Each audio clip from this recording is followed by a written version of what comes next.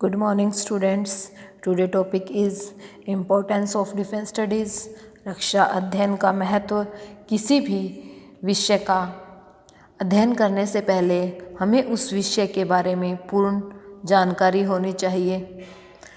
जैसे कि रक्षा अध्ययन के महत्व की बात करें, रक्षा अध्ययन का महत्व राष्ट्र की रक्षा, राष्ट्र की सुरक्षा एवं आम नागरिकों की रक्षा सुरक्षा से जुड़ा हुआ है।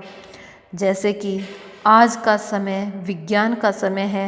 विज्ञान ने जहां मानव जाति के कल्याण के लिए साधन जुटा रखे हैं, वहीं इसके अपोजिट मानव के विनाश के लिए भी हथियार जुटा रखे हैं। इन सब के मध्य ध्यान रखते हुए मानव का यह कर्तव्य बनता है कि वह अपने राष्ट्र और मातृभूमि की रक्षा के लिए अपना पूर्ण सहयोग प्रदान करे। प्रत्येक राष्ट्र की सुरक्षा के लिए हर संभव तैयारी करे। जैसे कि हर नागरिक का प्रत्यक्ष या अप्रत्यक्ष रूप से सहयोग होता ही है।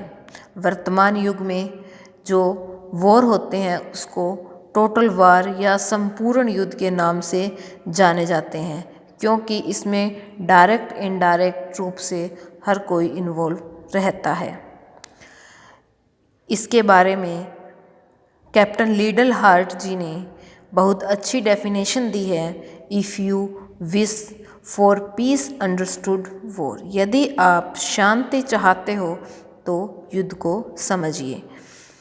अगर आप शांति चाहते हो तो युद्ध को समझने का मतलब यह है कि आप युद्ध करने से पहले इस बात को समझिए कि इस युद्ध से हमें क्या लाभ प्राप्त होना है और हमें क्या हानि होगी।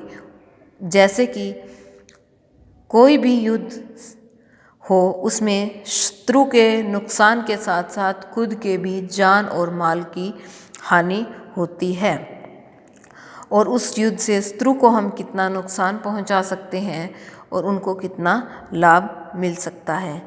इस बात को अच्छे तरीके से समझकर ही हमें स्टेप उठाना चाहिए, क्योंकि आज का जो युद्ध का स्ट्रक्चर है वो बिल्कुल बदल गया है।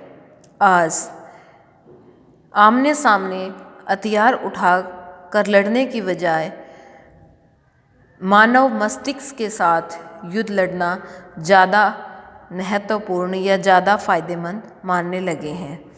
जैसे कि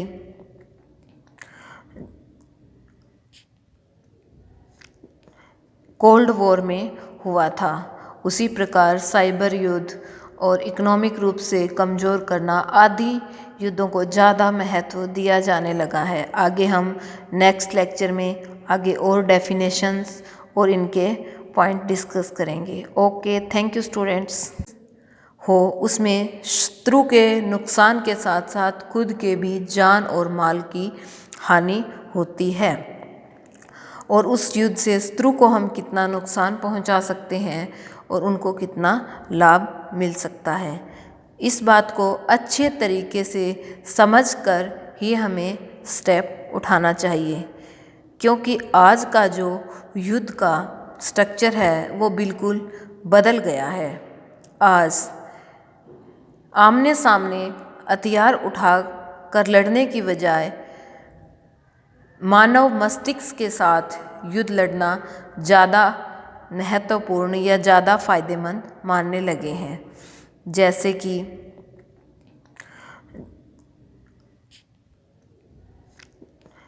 कोल्ड वॉर में हुआ था, उसी प्रकार साइबर युद्ध और इकोनॉमिक रूप से कमज़ोर करना आदि युद्धों को ज़्यादा महत्व दिया जाने लगा है। आगे हम नेक्स्ट लेक्चर में आगे और डेफिनेशंस और इनके पॉइंट डिस्कस करेंगे। Okay, thank you students.